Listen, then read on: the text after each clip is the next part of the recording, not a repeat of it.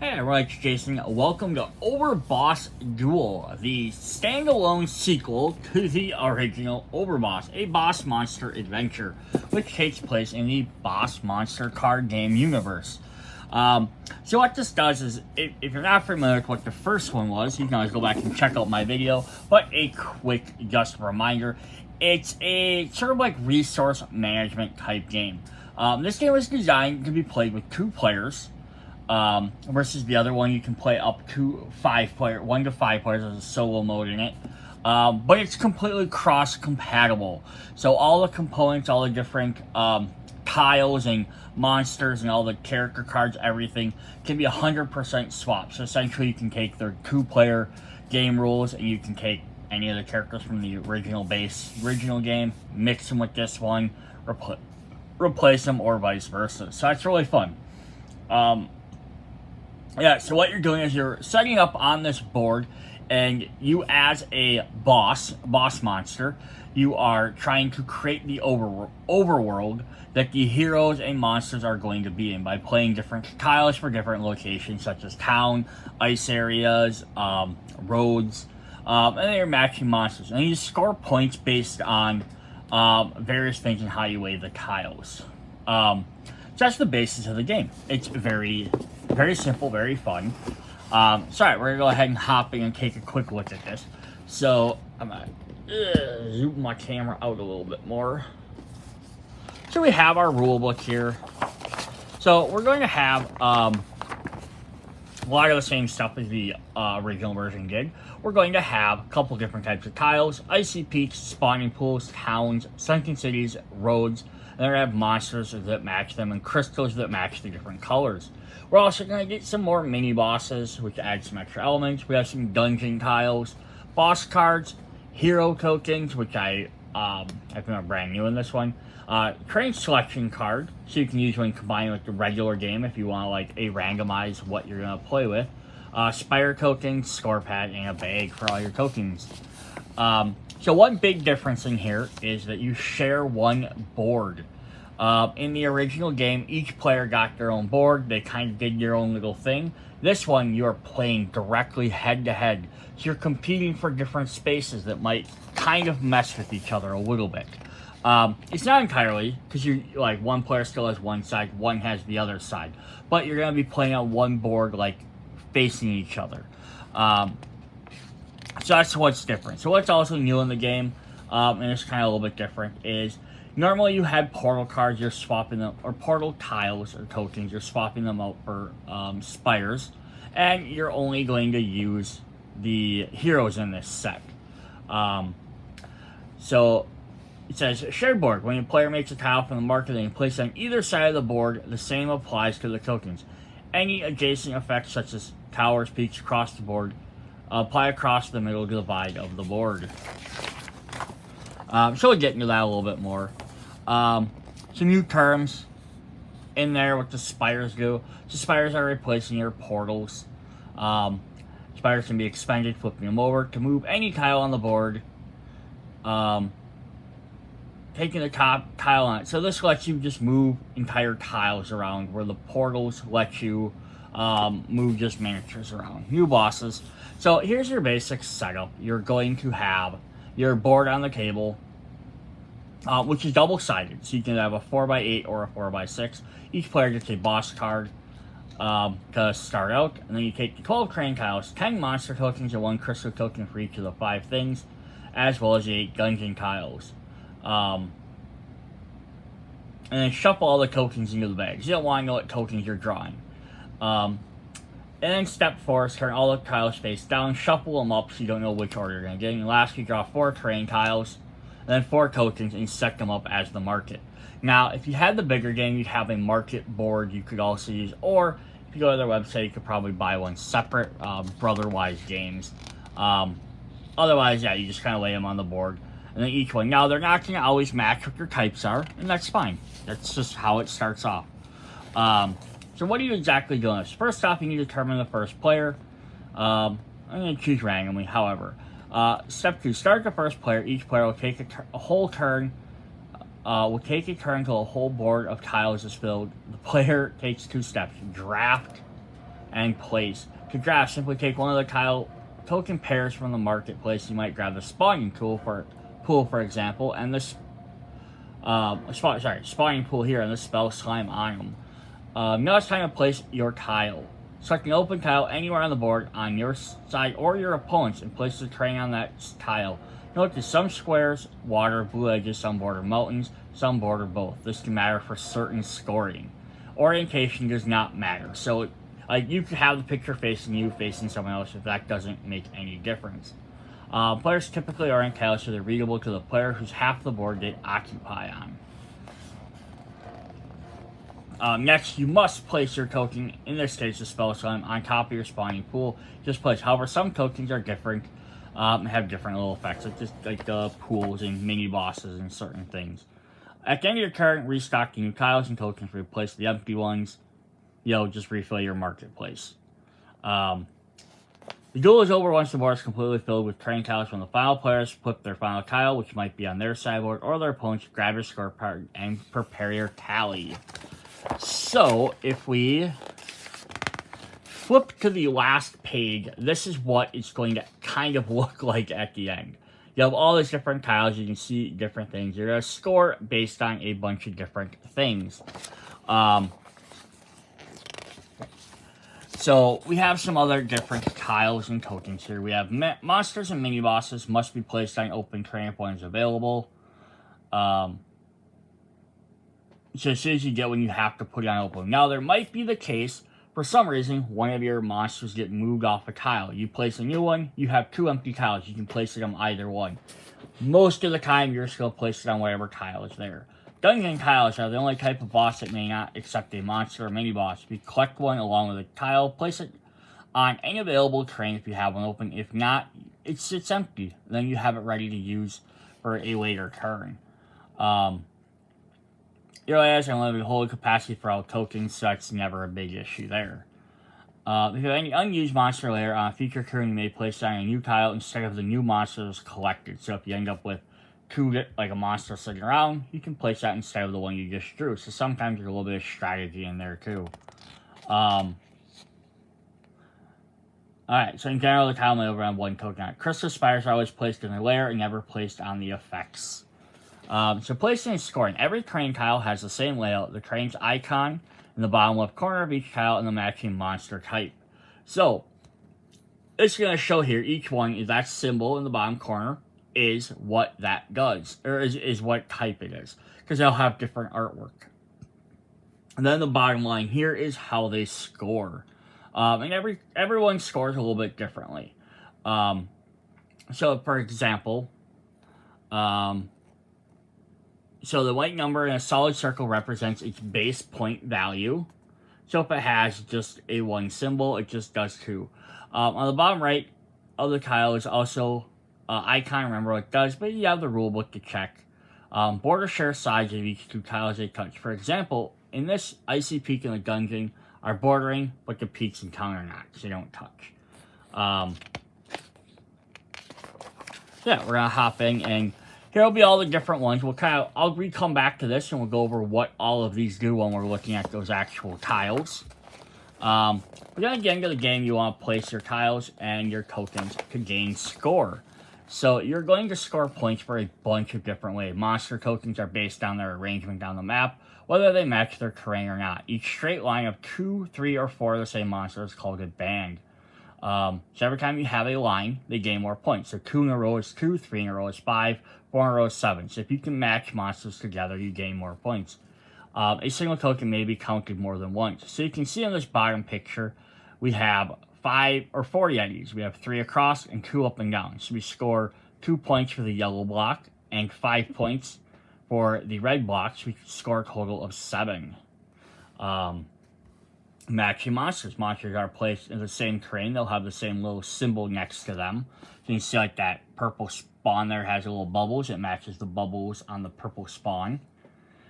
Each matching type is worth 1 point at the end of the game. So if you can match monsters and line them up, you can definitely gain a lot more points.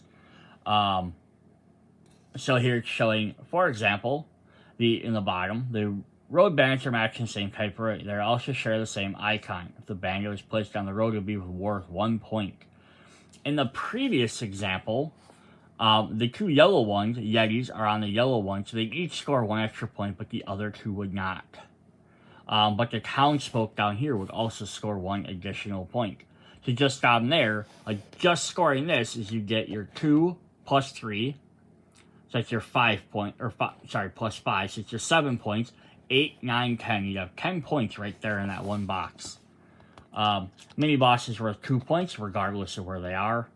Spires are not worth any points. They are placed in your layer face up. Once per turn, you may use a spire by flipping it over. Move any tile on the dungeon board in a diagonal line any distance until it hits the edge of a board or another tile. This can cause a tile to switch boards. Or switch sides of the board. So that's kind of neat. You basically, as long as it goes in a straight line, you get in a diagonal line, you can move it with another tile, so you can switch it up there. So it kind of lets you maybe mess with someone else's plan or rearrange stuff. Crystals grant bonuses for collecting specific type of terrain. So if you got the frost crystal, you gain 1 extra point per terrain. So depending on when you get some of these things, if you get a crystal early on, you might end up trying to go for that type to gain points that way. If you get 1, 2 turns to the end of the game, you might not really care that much. Heroes are tokens that spawn on the board through towns, killing monsters they spawn on. A hero on the map can be slain in 3 ways. Place a mini-boss on top of the hero. Place a monster that creates a band any length on top of a hero. Place a matching monster on top of a hero, matching the terrain beneath the hero. So basically the heroes, if you get them, you have to play them. And then you're worth a point for killing them. But any effective place layer and token can do it. So if a town is placed and there are not enough hero tokens to spawn all towns, the boss who plays the last town gets to decide which heroes don't, in an example. Placing a second octopus forms a 2 token ban. So if there's a hero here, I could play this on this town and I could get rid of this hero. Pretty simple. And then heroes have a little extra special to do. And then boss cards also are something else you can add later on if you'd like to, just for some extra stuff. So you can add, you can play without them, but if you play with them, they give you some things. They have a reveal ability and a scoring objective. So you play with them face down or hidden so other players can't see them, and it'll give you a special effect you can use once per game to flip over and use them. And then scoring a unique objective for each boss. This just kind of gives you something to maybe aim for versus just doing the play. I would probably recommend playing the game without them a couple of times, getting used to how the scoring and all that works before you add something that's going to tell you how to do it. And then you go through and you score at the end of the game. And there's some other stuff in here. If you can combine the 2 games together, definitely that. So then on the score sheet, it's going to have all these different rules on how to score. You're going to write down your 5 terrains, and then you're going to score points based on what is in each score. For how many different monsters, and for whatever score it gets for landing on that spot. And then your dungeons, you get points for them. Tile scores, mini-boss, crystals, matching monsters, bands, defeated heroes, your token score, your boss score if you did that, for your final total. So you get a bunch, and this really just breaks down how all of that works. And I'm not going to go through all of it right here, but that's basically kind of how that is going to work. But let's take a look at what we have in here for the game. And then we'll come back to like the tiles and some of that stuff. So first of all, we have our big board here. I'm going to set this off to the side. So there's our regular board. So you have 2 different sides, and we have a layer here and a layer there. Layer as in where you put your monsters, your extra crystals and stuff like that. And then if we flip it over, it gets rid of those, but it gives you a bigger board to play on. And that's just so you have some more options. I'm going to set that one off to the side. Alright, so then we have a bunch of different terrains. We're going to have some different dungeons here, some like extra little fun tiles they throw in, some blank ones if you like to make your own. Different spires, your crystals. If we flip these over, The spires go from either being active to inactive. Crystals are the same no matter what. And then the token tiles are all different, same on the back. And we'll take a little bit closer look at all these in just a moment. There's some of your heroes. What is really fun is the mini bosses and the heroes actually follow the boss monster game. And then these guys have double sides as well. And we have some more of those, plus some more of the more crystals, more monsters. A couple different artworks for some of those. There's some of the towns. Some more monsters that kind of go with them. Sunken lands. And we have the swamp pool. Alright.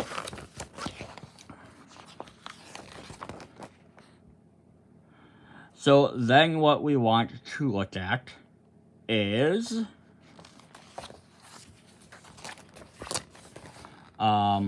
what all the different tiles and tokens do and how they all work. So we're going to start with dungeons. So we have dungeons. Dungeons are kind of cool. They have the images of a couple of the different bosses. We have the Brotherwise, the Bomb, I can't remember his exact name, like Anubis, Umbra. I don't remember who all of them are exactly, but they're different bosses from the game. They have their own special dungeon, which is really fun. So they have, basically the little white dot means they're all worth 1 point when you play them on the board. And then it says 1 per different thing on each side. So basically it means dungeons are at the center of a deadly terrain, keeping watch over the lands. Each dungeon scores 1 base point. Each dungeon also gains a point for every different terrain type that borders it. While 4 sides of the dungeon are different terrains, the tile gains its maximum value of 5 points. Dungeon tokens may not be placed by dungeons. Dungeons count as terrain type when next. Dungeons count as a terrain type when next to each other. So if I place a dungeon, for every different other color I place, colored tile or different tile I place around it, I gain an extra point. So they're kind of useful early on if you can get them, because you can place them in the center of the board and you have some options. You get them later on in the game. They're still decent, but you might end up limited on what you can actually play or put on them. Alright, up next here we have the swamps. So really neat. I love the fact that they were able to update all these to have all different artwork. All these different swamp features and stuff is really cool.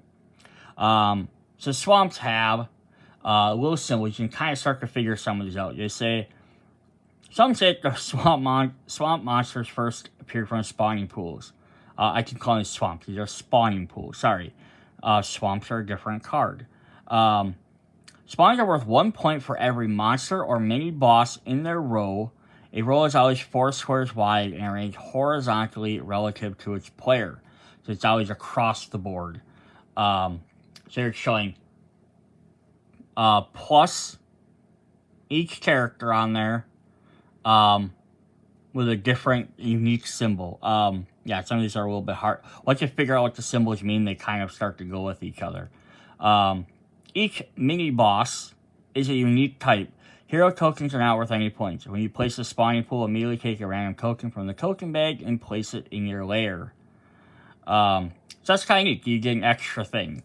So they're saying, I think that's the pluses you're going to get. So you get +1 for each different type. There's each different type of monster token. And I think they're showing that because it's like a token with a little circle in the corner for the monsters. And that's where that symbol comes from. And not the same tokens. Going left to right. So that's kind of neat. You get an extra little bonus there. And then there's the different slimes. You get a couple, or spawns. You get a couple different variety. There's some of the town folks. Up next, we have the sunken cities. These are really neat looking as well. Some will have the pools in the middle. Some have it in 4 corners. It's kind of neat way you can take different assets and do different stuff with each one. They have Octo Rocks with them, and there's some of the heroes. So sunken cities aren't worth any base points, so they're not worth anything just for playing them. If they're adjacent to a watery edge of the board, each sunken city is equal to the number of crystals and spires in your lair. So effect, when you place a sunken city on the board, you may turn over one of your expended spires over, allowing you to use it again. So it has a bonus effect. So that's saying this is you get to turn over one of your spires or portals, depending on which game you're playing, and it gets one for each water spot it's next to. So if we go back to our board here, on each player's side, they have 1, 2, 3 there, but then they have 4 or 5. So they have 5 different spots they can play next to water. We go to the other side, you get a little bit bigger board. You get 1, 2, 3, 4, 5, 6 different spots on the other side. So that's basically how that works. You gain points for placing them next to water. Cool. Up next, we have roads. Which, I mean, there's only so much you can do with roads, right? A cross, draw a little cross through there. You spilt wood. They did make them as unique as you possibly can for what they do. Which is definitely cool. We have some townsfolk there. Little night guys. So it says, each road is worth 1 base point. So that's its 1 right there. The player whose side of the board is the longest connected chain of roads gains 4 additional points. If the road travels over the center border, whichever player has more chain gains points. A tie, both players gain points. Effect, when you place a road, you may switch the location of any 2 tokens anywhere on the board they share with each other. Okay, so what this is saying is 1, for crown, whoever has the most links of roads gets 4 points. So what that's saying, though, is if I have them and they cross over to the other player's side, they can still count, as long as they're connected roads. It's the only thing they'll count on the other side. It's a little effect here saying you get to swap one with another thing. Yeah, so it's kind of neat. Says, if using roads in the original Overboss, you may only switch locations of monster on your board. Because you can't obviously switch to a road that's not connected somewhere else. Alright, I'm going to skip to the icy peaks here. I love the little snowmen. They're pretty fun. There's a fishing hole. There's a Yetis poking out, which is really cool. This looks really unsafe there. But alright, icy peaks have worth 1 base point. So you got 1 base point there. Plus 2 if another icy peaks is not bordering another icy peaks. So if there are no peaks next to each other, you gain 2 extra points. For a max of 3 points. Let me just read that again. Then an additional 2 points if the icy peaks is not bordering any other icy peaks. So if you...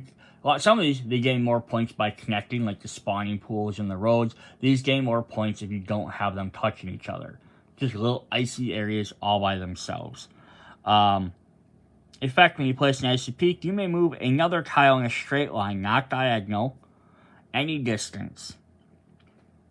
So it's sliding on the ice. This can cause the tile to switch sides of the board. In the example below, the players place icy peaks on their board.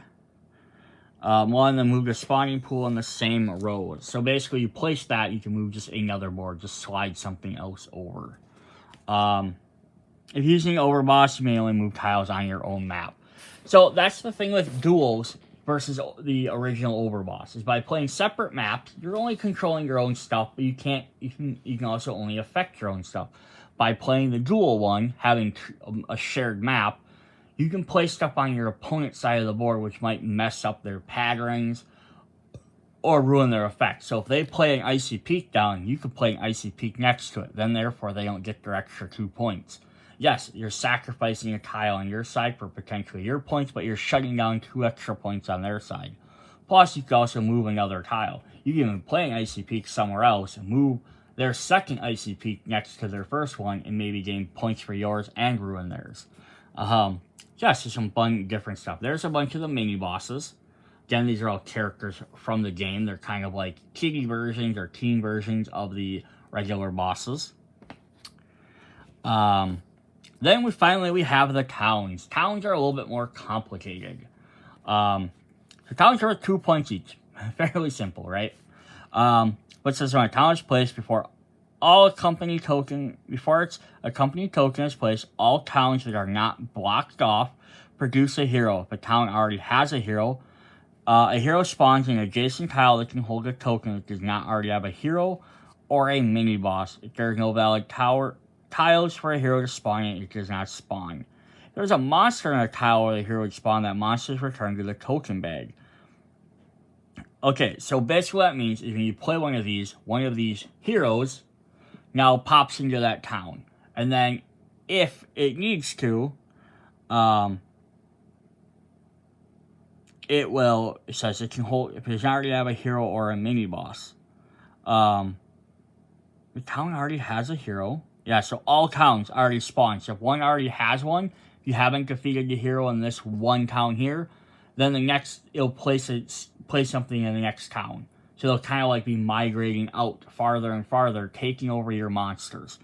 A town with a mini boss on it is blocked off and does not spawn heroes. So mini bosses are the only things that block. They can take out monsters. Bands and matching monsters do not block towns. Heroes can be slain and scored by the boss. If using towns of the original Overboss, each player's town will still trigger all other towns to produce heroes, even other players' towns. Yeah, so this definitely makes these guys hard. And then to get rid of them, we kind of went over that a little bit before, is you can place a monster next to another monster to basically take over. So the monsters can then now accumulate back over, but it has to be a matching set of monsters. So it can be very tricky to take out these. So this might be one of these ones, if you own the original, you might end up just taking these out, at least for a while, because it could get a little bit more difficult. Those are our 5 different tile sets that you get to play as. I just popped that out. We are also going to look at some other stuff in here. We do have our character cards. We have our terrain selections, road. And it's going to show what all the different tokens look like. Spawning pools, town centers, cities, icy peaks. Also mentioned it's from Duels. They can kind of just slide back in there. We have a bag for all our tokens. We have our score pad. Then what they have in here is basically a spot for all of your tiles. So all your tiles can just lay in here like this. All your tokens can go in the bag and kind of sit in there. And that's how you kind of store it. And then the board sits on top to kind of hold everything in. It definitely works for a quicker 2-player game, or if you want a little travel thing, I guess it's fine.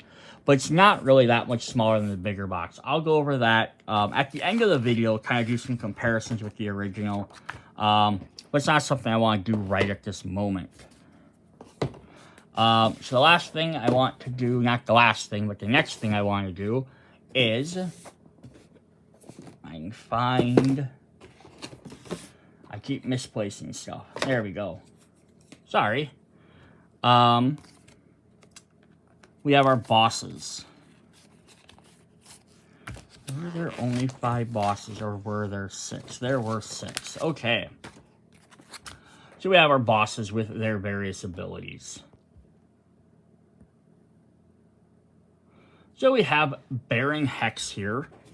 Who says, take a crystal from so when you reveal him, that's the first ability, take a crystal from an opponent's lair, give them a non-expended token from your lair. And his secret objective is when scoring crystals, you may count tiles on your opponent's side of the board instead of your own. Ooh, so that could be very interesting. They do have the little 2 down there, so you know which set they belong to. We have a new King Croak. He was in the first set, he came back. You may destroy any tile and replace it with a dungeon from the market. Your opponent cannot move dungeons for the rest of the game. Ooh. And then reveal a +1 score for each dungeon on the map at the end of the game. Belladonna. Replace up to 2 tokens on the board with tokens from your lair. Place the replaced tokens in your lair. Score +5 if you have more combined monsters, mini-bosses, and hero tokens in your lair than your opponent does at the end of the game. Shelga. Destroy 2 tiles, returning any tokens on them to their owner's lair. You may score up to 2 bands of tiles, banding being 2 or more bordering tiles in the same row, or on your side of the board as Monster's Band. The 2 bands of tiles on your side of the board like monster bands. Okay, cool. You basically can count any monsters as a band. Kind of neat. Dr. Deadly. A little cobalt in there. It's like a Dr. Wily reference. Whenever a dungeon is placed on your side of the map, you may refresh an expended spire or portal in your lair. Score 2 for each non-expended spire or portal in your lair. That's kind of cool. And then Umbra is our last one. Exchange 2 locations of any 2 tiles along with the tokens on top of them. At the end of the game, or scoring, swap the location of any 2 tokens on the map. Nice. So a little bit of difference there. Alright, so that is what we would have for Overboss Duels. The next thing I do want to show off is a little bit extra thing is we have, if you bought this from their store, or Kickstarted it like I did, or pre-ordered it. I think I pre-ordered it, not Kickstarted it. But they did have a limited edition set of tiles, which were the Void tiles. So we get an extra little miniature card for that. And we get a little card. Just reminds us what it is because it's not in the book. So we get these extra Void tiles to play with. Kind of neat. Gives you another set. Again, this was a promotional thing. If you order it through their website, it might still be available. Otherwise, if you're ordering this on anything other than the official web store, eBay, Amazon, Target, Walmart, wherever, check to see if it's supposed to include these or not, just so you're not expecting these extra tiles. What they do have these Void Demons, which are pretty cool. And so what do these do? They say, Void tiles may be included in any game of Overboss or Overboss Duel as one of the standard 5 tiles. Void tiles are worth 3 points. Only monster tokens may be placed on the Void tile are the matching Void Demon tokens that share the same symbol as the Void tile. No other tokens, including mini-bosses, may be placed on a Void tile. So that's kind of cool. The only exception to the previous rule is that heroes spawned in your towns may be placed on a Void tile, destroying a token there. So towns may do it. So yeah, so these guys are kind of neat, because you play them, you can only play the Void monsters on them. So they're worth 3, but they're also going to let you also give you some extra characters to have, because you will have, all the different monsters that you can't place on here. So those are kind of fun as well. Another thing just to point out, as long as we were showing those off, is where are the rest of the crystals at? Oh, there they are. They're in the last tile. So each crystal, even though they're different colors, they kind of match the colors of the card. They will have their own different symbols. So you have one crystal first. Make sure your crystals match whatever set you're playing as. Alright, so that is what we would have for this game. So the last thing I did want to show off is this is the original Overboss game. I just want to open this up and show off. Now, this isn't a collector's edition, so I have some extra stuff in here that's not available in the regular one. But I did want to show off the board. So this is a singular board versus the size of a dual board. They are the exact same size on one side. They both have the same number of tiles. Flip it over, it's the same thing. All the locations, all the water, everything is in the same spot. Ooh, I am wrong on that. So this actually has more water.